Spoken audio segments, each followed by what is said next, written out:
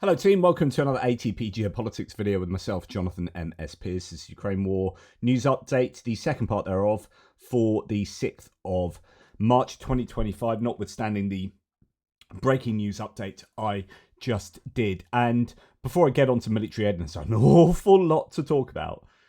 I'm going to have to do a live, I think, straight after this because I'm not laughing because none of this is funny.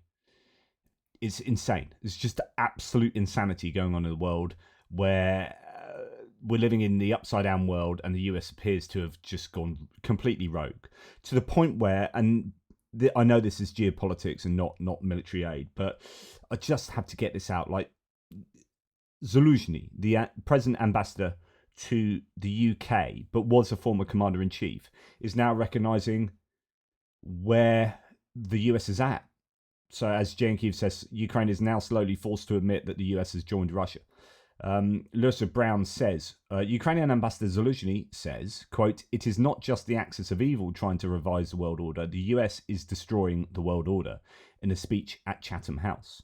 He says Ukraine should preserve its agency with other global players. Ukraine should continue to insist on its interests, territorial integrity, and avoid the role of bargaining chip in any negotiations. The US is coming closer to Russia, he warns, adding America, quote, "refuses to recognize Russia as an aggressor and doesn't care about its international reputation." He says no country can survive in isolation when it comes to developing military kit. Very interesting. Is that a threat like people would just ditch? In fact, maybe that is a good segue into what we're going to talk about, because we will be mentioning sprinkled throughout this the move away from the US in terms of manufacturing military hardware. But my goodness, that's an incredible set of statements, and no doubt was a very interesting speech. Yeah, just incredible. But there you go. That's kind of where we are at the moment. And I do wonder what career military people and intelligence people in the US are thinking now, and what they feel they can do. Is everyone powerless to stop this cascading set of events from happening? Is the Project 2025 ideology and that isolationist authoritarian ideology able to be checked at all? And what about the American population, half of which appear completely oblivious to actually what's going on because they're being fed a diet of Fox News? That is just incorrect. Anyway, let's get on to military aid then. European, obviously, today's a massive day. Brussels, huge meeting of European leaders plus Zelensky, and it's all happening. So there'll be lots of nuggets emerging today from that meeting. Now, the European Commission and the European Investment Bank has separately signed a 1.95 billion euro agreement under the Ukraine facility to support Ukraine. The funds will be directed towards key sectors, including investments in Ukraine's energy infrastructure. Of course, USAID pulling out of everywhere in the world has meant that Ukraine's energy infrastructure is now much more vulnerable and reconstruction is much more difficult. The US were a vital component there. The EU is halting the development of a new 20 billion military aid package for Ukraine due to Hungary. Politico reported actually 2 days ago now. I haven't done this update for a couple of days. Now, that was going to be just a separate aid package, Hungary being a real problem. So it's interesting that today at this big meeting, Kaja Kallas has said, quote, "Hungary's obstruction of EU decisions on aid to Ukraine is becoming increasingly difficult for the bloc. That's why we have a new initiative to form a majority coalition, ensuring that one country cannot block everyone." That unanimity voting system is a real issue, because if you've got someone who's compromised, then that becomes a problem. And what it should be for someone like Hungary, look, if you are worried about what the EU does repeatedly and you're the minority voter, then you're probably not aligned with the rest of the group, so get out the group. Rather than complain in a way that stops the majority doing what they know is right and what they want to do, I think this is a much better option. And maybe a supermajority, that kind of thing would be needed, not a simple 51%, but something like a 3/4 majority on something like European aid. And then Slovakia and Hungary can kick off and do their thing, but you can go and do one. Right. European legislators have urged Belgium to seize 250 billion euros in frozen Russian assets. This is going to be a big, I think, topic of conversation today, and this will continue to be so until it happens. 59 MEPs, those are European members of parliament, and 3 Ukrainian legislators have signed an open letter to King Philippe urging him to support transferring the assets directly to Ukraine. There is an interesting part that King Philippe has to play. This is in Belgium, it's Euroclear, and actually if it was stopped by possibly by the US, I think there was some issue that might have developed, actually King Philippe could overturn that, so he does play an important role. But anyway, great to see this at the Brussels meeting today outside an emergency defence summit has started in Brussels, particularly regarding military assistance to Kiev. As a sign of solidarity, activists have displayed a banner covering 500 square meters. This is a huge banner. And it says, defend Ukraine, defend Europe, seize Russia's billions. So again, asking for those frozen Russian assets to be utilised. I love the way that plays on the European flag there, but also the Ukrainian flag. It's a great banner. Okay, going to Germany now. There's an awful lot going on with regard to Germany, and the incoming Chancellor, Merz, seeks to quickly push through a $3.2 billion German aid package for Ukraine. Likely the next Chancellor, he said he wants the defence aid package for Ukraine worth roughly 3 billion euros, approved by the current outgoing parliament. But also the new German coalition agrees massive defence boost as Merz has announced that his party and the CDU had, so the CSU and CDU had agreed massive funding efforts to rebuild German armed forces after years of chronic neglect and poor administration. It's another part of the determined effort to defend Europe generally, says the analyst. And actually, Tendai gives a little bit of information on this. So Germany will massively increase spending in defence and infrastructure. The debt limit, or the Schuldenbremse, will be suspended for defence expenditure. The exact number has not been disclosed yet, but it will certainly be somewhere between 3% and 5% of GDP. The main point is that there is no limit and not fixed time frame. All in, if it's necessary, 500 billion euros for infrastructure, rail, bridges, airport, critical infrastructure, will be allocated over a period of 10 years. And the CDU leader and incoming Chancellor Merz has said whatever it takes. So as Tendal says, finally. So you might get a bunch of money being released into the German Bundeswehr, and that will be long overdue. Now, the Dutch government will reserve, and by the way, of course, there's a talk in Europe at the moment about the 800 billion euro in Brussels, the 800 billion euro plan that Ursula von der Leyen had previously touted. So we'll see what happens regarding that, but obviously that there's going to be a lot of us people in support of Ukraine who will want that to be successfully finalized. I don't know if that's something they can do today, but there you go. Right. I'm just looking at more news coming through. Just everything is nuts. CIA started dismissing recently hired officers following government-wide reductions ordered by the Trump administration. Just like, see, yeah, there goes American intelligence. Anyway, the Dutch government will reserve 3.5 billion euros, it's about $3.8 billion, to continue its support for Ukraine in 2026, according to Prime Minister Dick Schoof. The funds will ensure Dutch support would continue unchanged next year. Excellent. Adding the money could also be used in 2025 if necessary. Wow. Okay. That's big and also interesting because there's a coalition with PVV there, and PVV, particularly Geert Wilders, is not a big fan of Ukraine and is certainly more of a fan of Russia. So great to see Dick Schoof do that.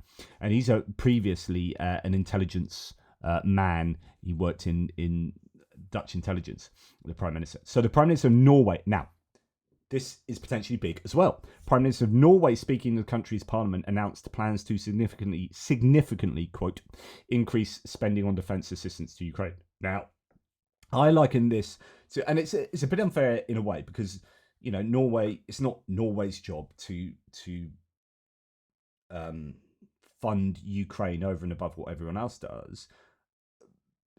But you can argue, well, that's what the US has done. But then it's all about the US's GDP and their population. So it's all about per capita and per GDP. But and it's interesting to note, by the way, we'll look at no, not that. Sorry, where are we? I think it's here. Yeah, top contributors to Ukraine per person. So this is per capita. Denmark 1,850 euros per person. Norway 1,520. Netherlands 744. Finland 700. Sweden 610. And down, really far down, is USA at 196 euros per person. So I don't know the full. I'd like to see the full list, but the US as a percentage of GDP and as a as a per capita number is way down the list. Okay, so what about Norway? Let's talk Norway then. Well, Norway's in a sort of similar position to the US in a sense that it's a bit like if you're sitting around at the pub or you got six mates there around the pub and say, oh, you know that Doris's house has been burnt down. Well, should we try and fix everything, fix up her garden, her shed's also burnt down. Should we all, like, insurance is going to cover the house but not the shed? Should we get together and help her with the shed? And everyone's like, yeah, okay, I'll do this and I'll buy, and you've got Jimmy over there that's just won the lottery, and everyone's like, yeah, let's all pool in to help out. But everyone's thinking, well, I've got like 20 quid, 100 quid, maybe a couple hundred quid. I'll help her out with, and then Jimmy's like, I could probably do 50,000. Is that all right? Like, I've just won the lottery.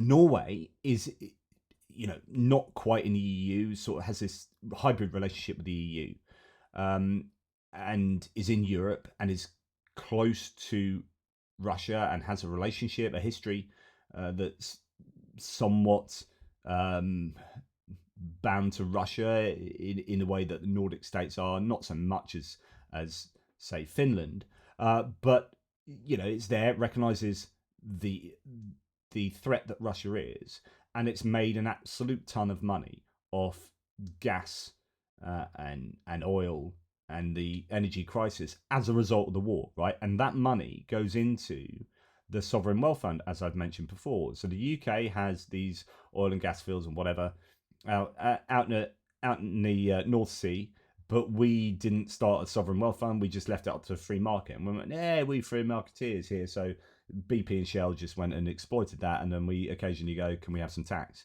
And they say, "No, because we've actually moved that money out to the Bahamas." And then BP's treasurer says in the middle of the energy crisis, quote, "We've got more cash than we know what to do with." Right? So that's our situation in the UK. Like, it'd be nice if we could have that, because that was on, that's natural resources from the UK. Norway, on the other hand, went, these are natural resources from Norwegian waters, and therefore this needs to help to benefit Norway. And so they a lot of the funds from the drilling go directly into the Norwegian state, if you like, into the Norwegian sovereign wealth fund that supports their pensions, etc., etc. So the energy crisis sent the Norwegian wealth fund up hugely. Okay, so it's like Jimmy that's won the lottery. So these guys, on the back of the war in Ukraine, have made a load of money out of oil and gas prices. They've got, like, what is it, 1.7 trillion in the sovereign wealth fund.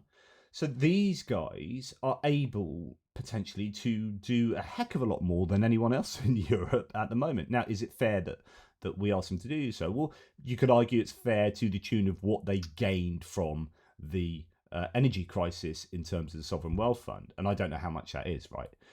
But Norway is in a position to say, look, we can blast some of these nations that are helping Ukraine out of the water with what we can do, and we've got a tiny population, relatively speaking, and we're already second in terms of the per capita provision of aid to Ukraine.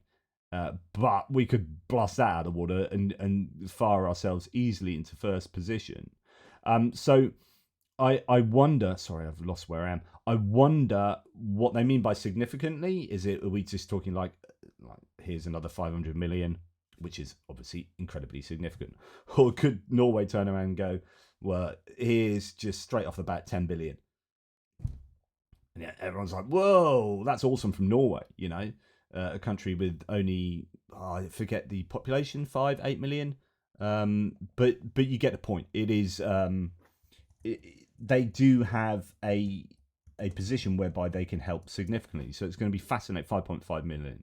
It's going to be fascinating to see what that means, what significantly increase means, and that's just amazing for them to be able to help out if they do. Now, the Irish government has approved 100 million euros in additional aid to Ukraine for the purchase of non-lethal military equipment. Excellent. Ireland also thinking about changing the way they operate as in terms of a neutral state, etc., etc. France is considering seizing frozen Russian assets to help Ukraine, and that would be great if it's not just those 59 MEPs, but actually there's a lot of French pressure, and they play such a vital role inside the EU. Members of the French government have privately discussed seizing assets, including with their German counterparts, and potentially using them to guarantee loans to Ukraine. Now, I don't know, this sounds then like it's separate to the frozen Russian assets that are already there, particularly Euroclear in Belgium. But actually, these could be just houses, yachts, and whatever else that they and the Germans can get their hands on. So that could be useful as well. Now, France intends to raise all the possible funds to compensate for the suspension of American military aid to Ukraine, according to French Prime Minister. So he came out last night and said an awful lot of stuff. Not like it was sort of vague. I mean, it wasn't like detailed, we're going to do X, Y, and Z, but he was talking about the threats in the world, and talking about France playing an important role as a nuclear umbrella perhaps for Europe and stuff like that. So it was a very important speech last night. They're also stepping up in the intelligence gap that's been left as the US has stopped providing Ukraine with certain vital intelligence. The UK is apparently still providing stuff, but they are part of Five Eyes, and I think the US has dictated to the UK that they can't provide US intelligence that the US has given to the UK as part of Five Eyes. They can't provide that to Ukraine. So there's compromise there with the UK, but the French have a more sovereign, separate intelligence. Now, the French obsession, rather like what we're just talking about with sovereign intelligence, they have sovereign defense military industrial complex where they try and do it independently, and now that they appear to be reaping the rewards. Thomas Steiner says the French obsession with not buying any defense components from the US is a salvation of Europe. So French Aid Ukraine says the French armed forces are not dependent on Starlink. The Europeans will be able to offer Ukraine other means of telecommunication. So we know that Eutelsat is trying to work itself into a good position, and there are others as well. Now, speaking of which, Eurosam, so that's MBDA and Thales, manufacturers, defense manufacturers, European ones, their SAMP-T-NG long-range surface-to-air defense system is reportedly Denmark's preferred solution for acquisition. This is interesting. So Denmark have just said, we want to get air defenses.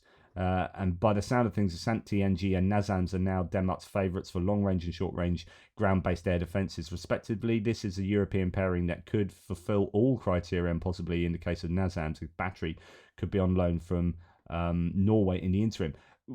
Why this is important is because this is European. This is a European nation looking inside Europe to fulfill its defense needs, and going, instead of buying Patriots, they're buying the SAMP-T, and instead of getting whatever other American kit they might get, they're getting NASAMS. So actually NASAMS is a co-production between Norway and the US. So, but the point is that they're staying within Europe, and this could sound an alarm bell for the defense industry in the US. And I am fairly sure they'll be lobbying pretty bloody hard at the moment, because Trump is almost certainly damaging the US defense manufacturing base with what he's doing with regard to Ukraine. Now, the destruction of the US defense industry, as as hinted at, continues as Denmark signs a deal with Norway to replace its US-made Harpoon missiles with Norwegian variants. So Harpoon missiles are what Ukraine used. But there's evidence to suggest that's what sunk the Moskva, I think, Harpoon missile. It might not have been. It might be in a Neptune. There are all sorts of different theories. But this is fascinating. So Denmark have not only bought or are looking at buying SAMP-T and NASAMS, but they are going to replace their US-made Harpoon missiles with Norwegian variants. And the best part, says Jane Kiev, Denmark sent its US missiles, the Harpoon missiles, to Ukraine. Fantastic there. So again, this is a kick in the shins for the American military-industrial complex. Daniel of Bohemia here talks. We've got a few on Czechia now. So the Czech government has decided, first of all, that Czechia will increase its defence budget by 0.2% of GDP yearly until 2030, meaning that in 2030, defence budget should reach 3% of GDP. So next year it should be 2.2%. So that's to say that Czechia is not only over 2% at the moment, or at 2%. It will then be 2.2 next year, 2.4 the year after, 2.6, 2.8 until in 2030 it's 3%, which is absolutely exactly what Europe is wanting at the moment, needing at the moment, what NATO is demanding, and some. So Czechia setting a good example there. Now, the Czech company STV Group will open a new large caliber munition production line in 2 weeks, doubling its production capacity to 200,000 artillery shells per year. By the end of this year, it will open a third one, reaching production capacity of 300,000 shells per year. So where the US is stopping providing stuff to Ukraine, it looks like Europe is at least somewhat stepping up into that gap. But of course, these things don't happen overnight. And according to Czech security analyst Visinger, it is now certain that Czech defence industry will be producing themselves turrets for Leopard 2's main battle tank.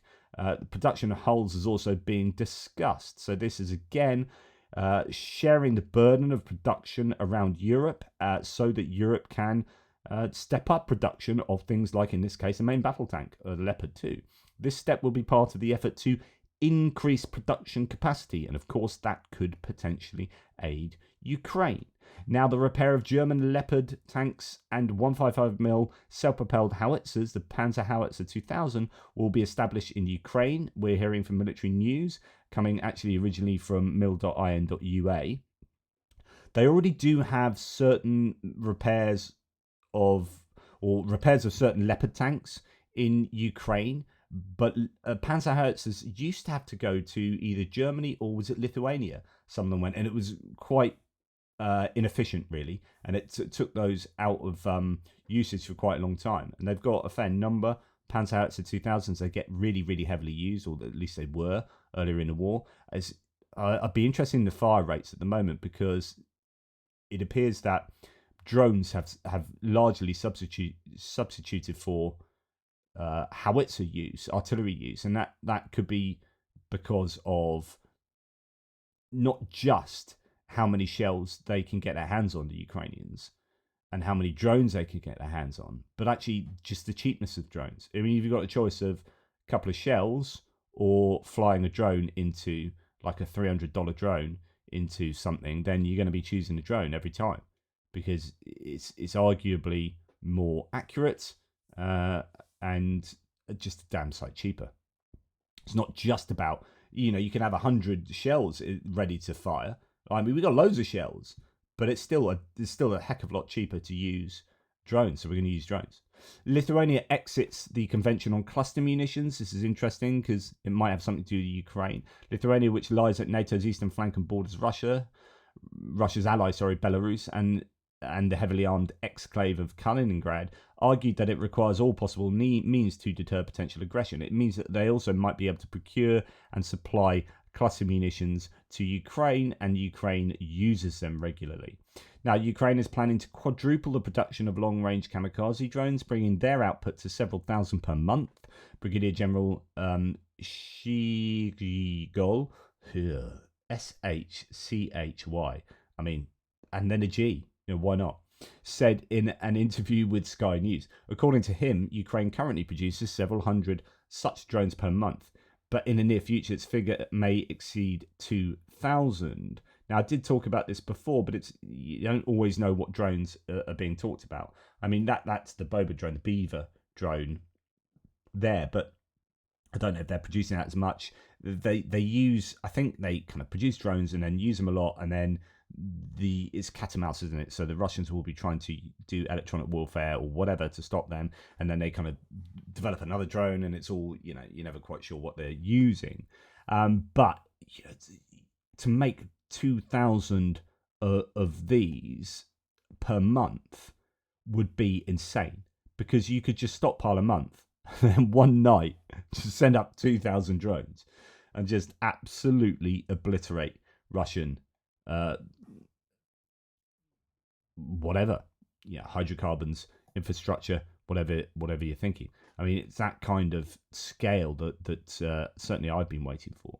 Now, a new homegrown drone has been approved for use by Ukraine's MOD. There's lots of these that Ukrainians have access to and that come online fairly consistently. This one is a Nord drone, a UAV, compact and maneuverable, reaching around 150 kilometers per hour. They're said to have the latest anti-electronic warfare capabilities. Wow. So that's excellent news, if that can be useful. Sorry, just going to die a little bit. A bit of choking there. Now, the Saab CEO, so Saab make Gripens, right? And there's this argument about, well, Gripens are just, they're not nearly as good as, say, F-35s, and Thomas Tyner's been talking about this. But they're two different planes. I mean, F-35 is a sixth generation fighter, Gripen's kind of fifth generation. But then, it's horses for courses. Yeah, you don't have the range maybe on the Gripen, and you might need extra fuel carriers, but then it can take off from kind of roads, and it's really cheap. So it's really cheap to maintain and use, and you don't need nearly as many crew members, and etc. etc. So yeah, you can use an F-35, but it's going to be insanely expensive.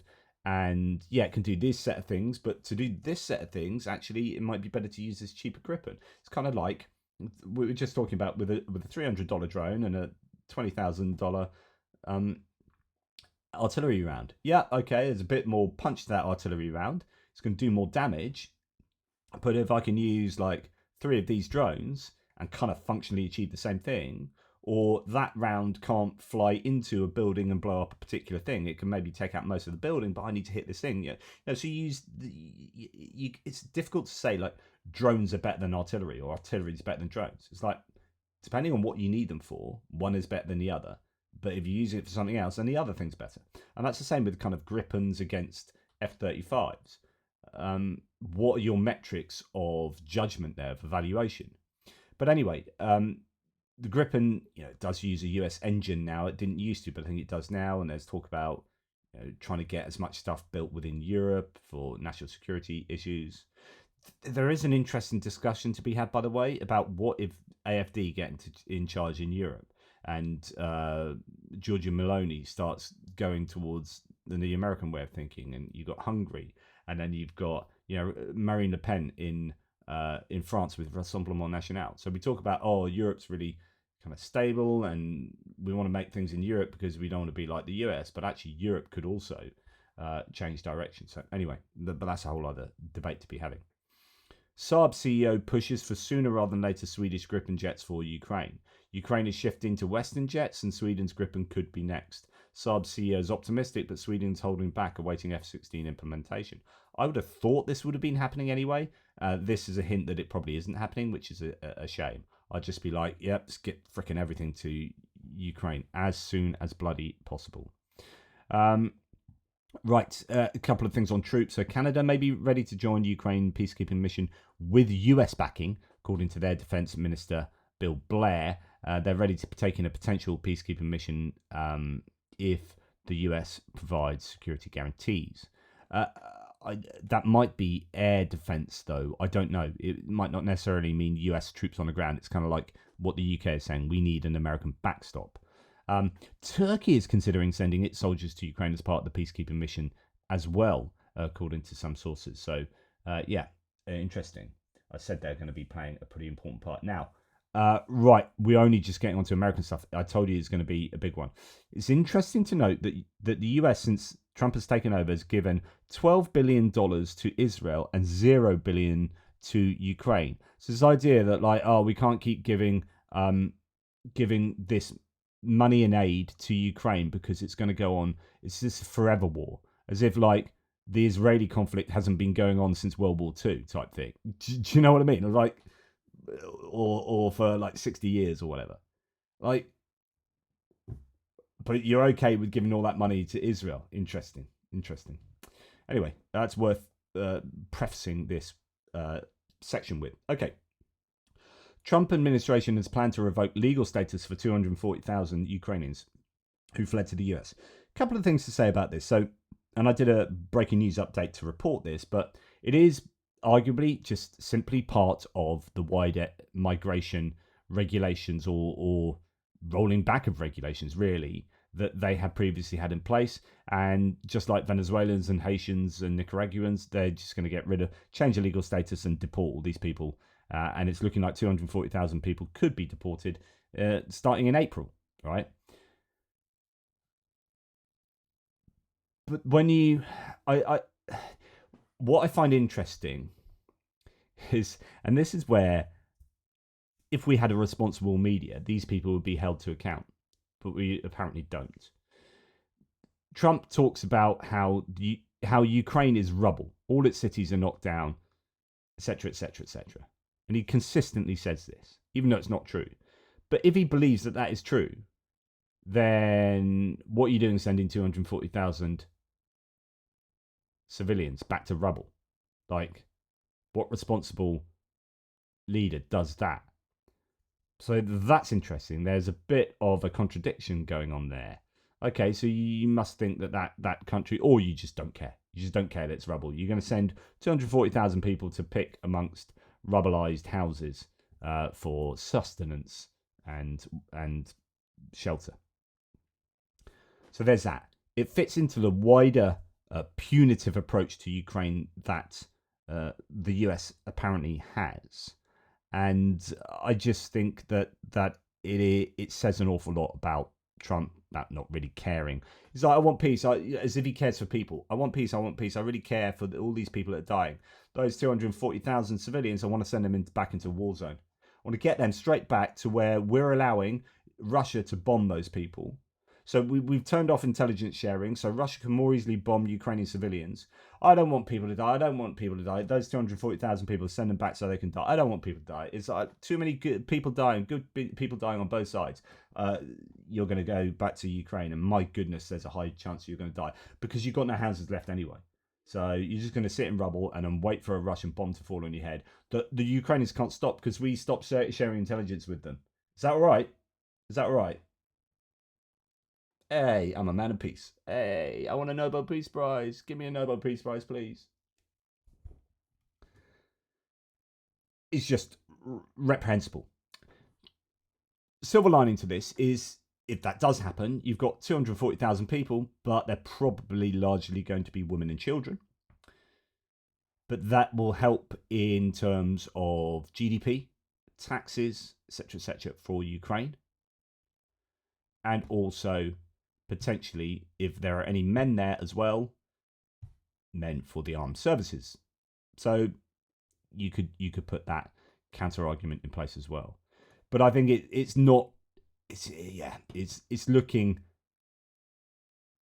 It shows Trump's lack of joined up thinking. I'm pretty sure that's evident there. Putting on a fast track to deportation. Right. And then, of course, as you know, there's been the intelligence sharing, the stopping of intelligence going to Ukraine, but also stopping the UK as part of Five Eyes sending intelligence to Ukraine, and then stopping of aid to Ukraine as well. Now, Anton Gerashenko says, I appreciate and respect the USA and its officials, but I think there must be some misunderstanding here and hope to get some clarification. If, as stated by Marco Rubio, and this goes back to the previous kind of double or contradiction, if you think it's all rubble, what are you doing sending those people back to rubble? if, as stated by Marco Rubio, the US and Russia are waging a proxy war on the territory of Ukraine, then on what basis is Ukraine expected to owe $350 billion for aid that they are supposedly given? What's he talking about? Well, Marco Rubio, interesting. A priest never did that. Priests do much smaller crosses than that. He's just doing that for show. I mean, talk about, I hate virtue signaling. I hate virtue signaling. I'm just going to virtue signal. Right. Anyway, listen to Marco Rubio's words. I think the important thing to understand about last Friday is not last Friday. It's everything that led up to it. It's been very clear from the beginning that President Trump views this as a protracted, stalemated conflict. And frankly, it's a proxy war between nuclear powers, the United States helping Ukraine and Russia. And it needs to come to an end. And no one has any idea or any plan to bring it to an end. Now, you don't have a plan. Zelensky's brought out a victory plan that you've ignored. And then you don't have a plan. You are representing a president who said he was going to solve it in one day, even before the inauguration. He didn't have a plan. Look in the mirror, matey, and ask yourselves, did we have a coherent plan to solve the war in Ukraine in order to render our promises plausible? No, you didn't. So shut up. But it's that idea. I'm not going to play it anymore because, but it's the idea that this is a proxy war between the US and Russia. Well, then, if it's a proxy war and you spent that money on tooling up Ukraine for your proxy war, why are you asking for it back? Why are you asking for payment for that back? It's like me saying, the analogy would be, I get, let's think about this. I don't know, this is probably a poor analogy, but I get Doris round to do my gardening for me. I'm like, Doris, I know you're old, but my legs aren't working very well. Can you go and do all my gardening here for me, just on behalf of me? And can you put all this weed killer down? And that'd be great. And then I want you to put some Miracle Grow in those plants. Here it is. Here's a weed killer. Here's a Miracle Grow. So she goes and does all that. Oh, thanks for doing that for me. You know, on behalf of me. You are proxying me there. Like, I would do that, but you're doing it on behalf of me. So thank you. Can I have 50 quid back, please? I want 50 quid back for the Miracle Grow and the weed killer. And she's like, hang on. You gave that to me to do on your behalf. And I did that, and that's going to benefit you because your plants are going to grow in the way that you want them. And now you want me to pay you 50 quid. And by the way, that weed killer and that fertilizer only costs 10 quid. Why are you asking for 50 quid? No, it didn't cost 50 quid. No, it didn't cost 10 quid. No, it cost 50 quid.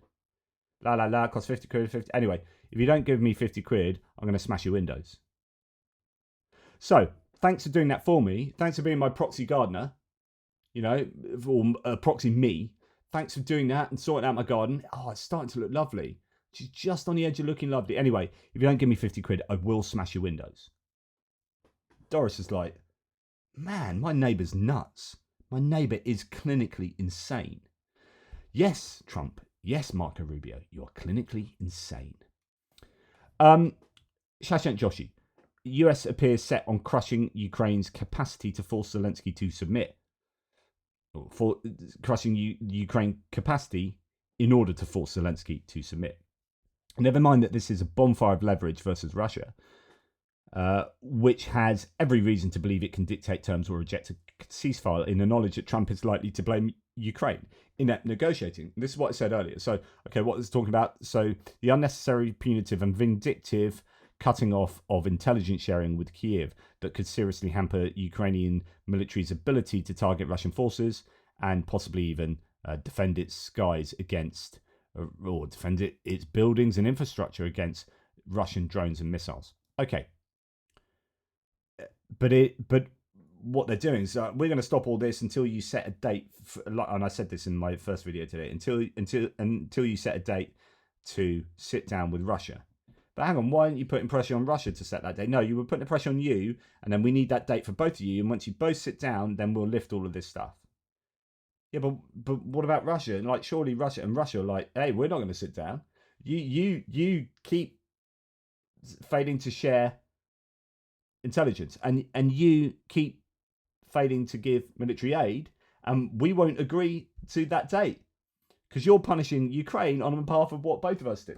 So they can agree, but if we don't agree, screw you, Ukraine. Thank you very much. I mean, and this is why Shashank Joshi says this is inept negotiating. People say Trump is this master negotiator. He is a shit negotiator. He's just absolute dog poo at negotiating. And like, I think the evidence is there. Doha agreement for Afghanistan, absolutely useless. To which Biden had to.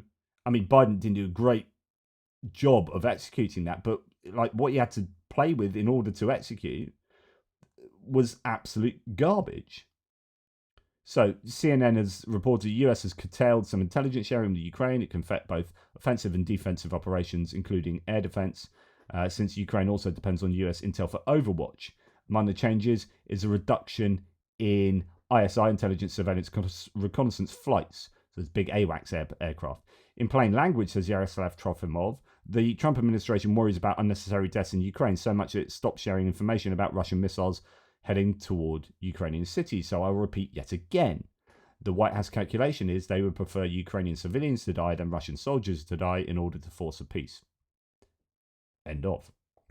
Michael Weiss says cutting off a military aid and vital intelligence to get Zelensky to bend the knee, but even that is not sufficient. Now it's about getting more out of a minerals deal that was done and dusted as of a week ago. Punishment and abasement for Ukraine is complemented by unearned gifts for Russia. And this is the idea that actually they're going back to they need a bigger and better minerals deal. So they had agreed this. Zelensky went to the White House. They slagged off Zelensky, kicked him out of the White House, didn't sign the deal. Then Zelensky says, all right, sorry about that, let's sign a deal. And they said, no, we want it bigger and better. Now, George Barros from the Institute for the Study of War, American military think tank. So this is American view. I mean, all of these views, well, Shashank Joshi is British, but Michael Weiss is American journalist. George Barros, terrible decision. Cutting intelligence sharing will grant Russian forces enhanced protection at the operational level. Russian battlefield gains have been dropping since late 2024, but this stands to help Russia rebuild lost momentum. So at the moment, Russians are in a bit of trouble on the front lines and economically, and this is giving them a lifeline. The US is purposefully resurrecting the corpse of Russia, and it is despicable. But it doesn't just end there. So we've got Melanie Joly, the Canadian foreign minister, telling Victoria Derbyshire on BBC Newsnight that the US has threatened Canadian independence, but these are not joke threats.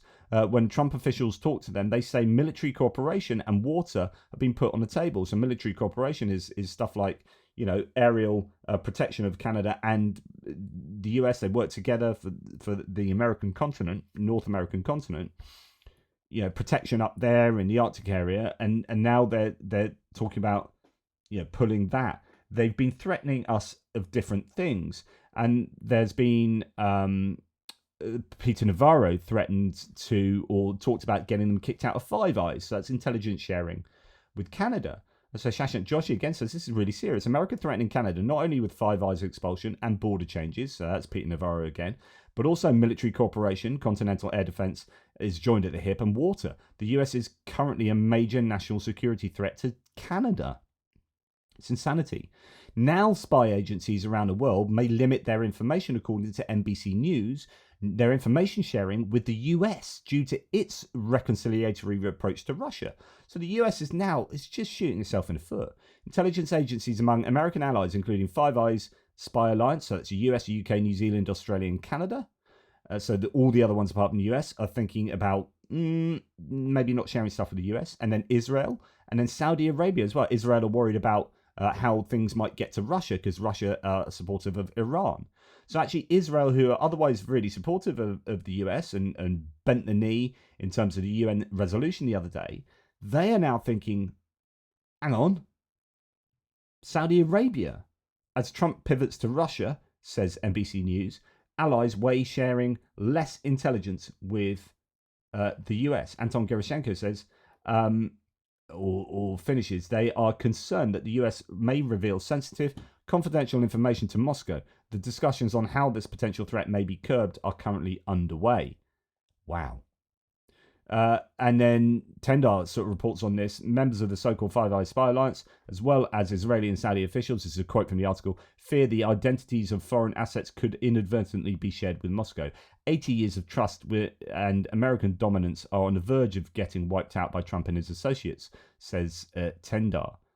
Sort of summarizing the article, this is a strategic blunder that you cannot measure anymore in US dollars. This damage is immeasurable and absolutely self-inflicted. Even when the final decision hasn't yet been made, you can be sure that every US ally will already think twice what to share with the USA, a process which is time-consuming and detrimental to the interests of the US and the West altogether, he says. Now, in this whole same context, we're also hearing that the US planes that were flying aid to Ukraine when the aid ban or the aid pause was implemented, instead of just letting them fly to Ukraine, unload and say, right, no more aid, they literally made planes that were flying in the air full of aid to Ukraine turn around and come back.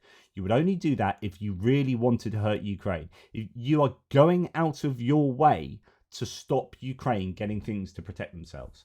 I think what the US is doing is nothing short of absolutely despicable. It is morally bankrupt. Trump is an evil man. The people around him facilitate an evil man, but it's not just Trump because there are evil men around him. I say Marco Rubio is one of these facilitators, but I think if you caught him outside of this context of the new White House, he would be against what is happening. But there are people around Trump, and you can talk about his son, because he's actually talked about it. Donald Trump has talked about all of these things being done, stopping aid to Ukraine, forcing them to peace. That was Donald Trump Jr. Advocating that, as I showed you yesterday. And then Tucker Carlson, and then the ideologues like Stephen Miller and Steve Bannon and all these people adjacent or in the White House. This is their ideology that is funneled through Trump. So I say Trump is an evil man, but Trump would just as easily be advocating for full aid to Ukraine if the people around him told him it would massively benefit the US and they would come out like the heroes. He would get his Nobel Peace Prize. He probably could have got a Nobel Peace Prize if he'd done the right thing for Ukraine, but he freaking didn't. He did exactly the wrong thing. But the question is, is that him or is that the people around him? Well, actually, if you look at I say he's not ideological himself. There has been one consistency, which has been being anti-Ukraine and pro-Russia for a long time. They talked about this very much on The Rest is Politics. Alistair Campbell and Rory Stewart, in a very good one that I put on my community tab that you guys should watch. They talked about actually there is a consistency in Trump on this kind of approach to kind of NATO, to that sort of isolationism, and Russia and the strong man that is Vladimir Putin. So, right, this chap Illarionov, who was a defector, I think, from Russia, says he learned that the Trump administration had decided to cut off all military support to Ukraine on February the 25th. So a lot of the rhetoric coming out from the White House is that, well, this all went wrong at the White House and that's why we've done this. But actually he's saying that before the White House meeting on the 28th, he knew they were going to cut this off. And then we're hearing from some HIMARS operators that they'd started being cut off for the last month, right? So Zelensky's visit was then blamed retroactively as a post hoc rationalization on March the 4th and the announcement of the decision. This is what the Americans were going to do anyway. It is very clear what side they are on, and it's not the Ukrainian side. Now, crews of the M142 Gimlers, that's a HIMARS, and the M270 and Mars multiple launch rocket systems, these are all similar bits of kit that fire guided rockets or guided missiles, really, into enemy territory, use the onboard fire control system to program each rocket in the field. The M30, M31 munitions do not require any US Department of Defense input, intel, or authorization. There is no kill switch or geofencing. Ukraine has been using M30 and M31 rockets since June 2022 without the need for US intel. HIMARS are not necessarily disabled. The MGM-140 ATACMS tactical ballistic missile is dependent on US ISTAR and Intel for programming, which is why there were 2+ years of resistance to provide them to Ukraine. Currently, ATACMS can't be used, but there's a twist. Ukraine has already exhausted its MGM-140 inventory, and even if Harris had won in 2024, it was unlikely that it would have received additional shipments due to the constraints on the inventory there. So it's the ATACMS that can't be used. Unknown how many they got left, probably not many, or maybe even none. And actually, some of the smaller rockets or missiles are still able to be used. But there are differing claims on this from people on the front line as well. So, take that with a pinch of salt. Okay, we're almost there. I can't even see where we are on the tab list. Yeah, here we are. So, just in case, things couldn't get worse, Colby Babar reports that not hyperbolic to say that Doge, Department for Government Efficiency, Elon Musk, is trying to shut down the McAllister plant. This is a weapons and munitions factory. And it's an existential threat to US national security. They load, assemble, and pack all of the Department of Defense's general purpose aircraft bombs, including the Mark 80 series, the massive ordnance penetrator, plus all sorts of other ammunition refurbishment and storage activities. This would be devastating for Israel and other US allies that have large quantities of Mark 80s on order too. So this is Senator Langford, who's a Conservative senator. So let's go through this. We want to be strategic in the process. In a morning call to OK reporters, Oklahoma reporters, I presume, Senator James Langford says Tinker has 600 probationary employees total, and that is not the number that will be cut. Langford also says there was a number of 1,000 floating around in regards to cuts to McAllister Army Ammunition Plant, which has 1,833 civilian jobs now. We can't do ordnance if we remove 1,000 civilians there. We can't do the work. If you're going to remove 1,000 civilians, we stop working. Well, good old Doge. They're going to rush in there.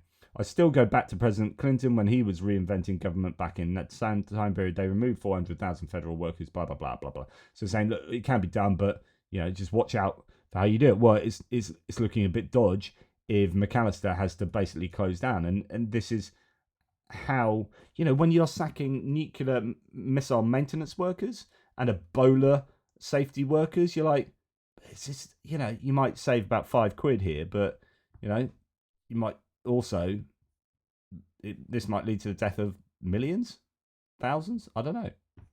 Or, we can't sustain our national security because you've just sacked a load of workers at McAllister. It's just insanity. Dan Lamoth, who is a defense journalist, who forwarded these? Washington Post. Yes. The Defense Department is moving to dismantle efforts focused on reducing civilian harm in US military operations. Oh, do you know what happened recently? They purged the top of the DoD, Army, Navy, Air Force, and they purged who else? Who was it? The JAGs. What are JAGs? They are attorney generals. They are the lawyers in the armed forces that make sure that, the rules and norms are adhered to in military operations. Why would you do that in case you're going to break the law? I don't know. Maybe because we're going to break the law. Okay, so the US military is now wanting to break the law. Maybe. Okay, then new. The Defense Department is moving to dismantle efforts focused on reducing civilian harm in US military operations. I said over the last however many years, the US has been intent on designing weaponry that is so accurate that there is a minimization of collateral damage. So when you have a circle error probable of a HIMARS missile, it hits on a dime, right? Then you're not killing unnecessarily killing civilians. You can hit a military target in a city, for example. But then when you've got, I don't know, something like the Russians have, let's have a Kinzhal. Oh, let's send it up there. Oh, we've blown up something that was 500 meters away. Oh, well, what was that? Oh, it was a kindergarten. Don't worry about it. Shh. Okay, so dismantling efforts focus on reducing civilian harm in US military operations. Defense officials said, part of the Trump administration shift to scale back protections of innocence so commanders can focus more on lethality, which we got a hint of when Pete Hegseth was being interviewed at the hearing for his nomination. And he literally said, we're going to move away from values. Values don't win wars, lethality wins wars. Yeah, but do they not also kill civilians? Yeah, but it's about lethality. We want to kill. What, kill civilians? Yeah, just anyone really, just anyone near a war. But then we'll win the war, and destroy cities. Yeah, they're only civilians, aren't they? Anyway, values. What are values between mates? Yeah, no one's your mate anymore. Like, you're a dick. No one likes you. Okay, but I can kill you, and you're a civilian. And it doesn't matter because we got rid of the lawyers. So watch it. Welcome to 2025. Indo-Pacific news. Finally, China will increase its defence budget 7.2% this year. Pete, what was that? Pete, come back. Sit down, mate. Sit down. Sorry, we haven't finished. I know you're going to kill me, but I've just got a couple of questions, Pete. What was it you said you were going to do last week to the Department of Defence? Sorry, what was that? Sorry, what was it? I'm going to cut the budget. I'm going to reduce the expenditure. How much by? 8%? What, just once? Every year? How many years? 5 years. So what, like 35, 40% reduction? Yeah. Who's your main enemy? China? What are they doing? Raising defence expenditure by 7.2%? What are they doing with soft power as well? Expanding everywhere. Where are they expanding to? Places where we cut USAID? Give me an example. Nepal is one, I'm told. So we're cutting soft power, China have walked in. We're cutting hard power, and China are increasing their expenditure on hard power. Sorry, who are the main enemies? China, not Ukraine, not Russia. Not Russia, is Ukraine actually. Ukraine's one of our enemies now, funnily enough. But mainly China. So our way of standing up strong to our main enemy that you think is the real threat to the US is to allow our enemy to get more power, both hard and soft, and get an asymmetrical advantage over us. Well, now you put it like that. I mean, it does look stupid, doesn't it? It does look stupid. Just wondering, Pete, just you and Don, right? You and your mate Donald, do you have the first fucking clue what you're doing? Like, do you honestly have a clue what you're doing? Excuse my French, Pete. But, like, it looks like you don't have a Scooby-Doo. You haven't got a clue what you are doing. Like, this is a blind leading the blind. This is just institutional ineptitude that you are trying to instill.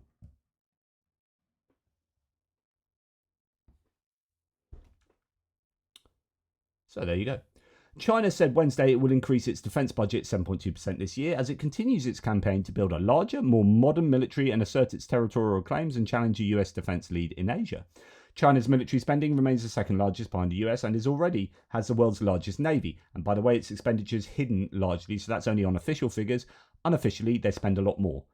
The budget, which adds up to about 245 billion, was announced at the National People's Congress, the annual meeting of China's legislature. The Pentagon and many experts say China's total spending on defense may be 40% higher or more because of items included under other budgets. That's what I was just saying.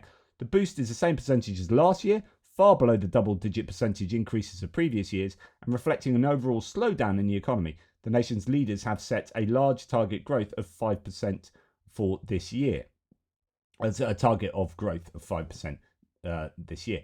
Tensions with the US, Taiwan, Japan, and neighbours have overlapping claims to the crucial South China Sea are seen as driving spending on increasingly high-tech military technologies. Those include stealth fighters and the country's 3, soon to be 4, aircraft carriers and a broad expansion of its nuclear arsenal. China generally ascribes the budget increases to exercises and maintenance and improving the lives of its 2 million service personnel. The People's Liberation Army, the military branch of the ruling Communist Party, has built bases on artificial islands in the South China Sea, but its main objective is asserting Chinese control over Taiwan, a self-governing democracy Beijing claims to as its own territory that has close ties to the US. Anyway, so on and so forth. The US is basically hanging Taiwan out to dry.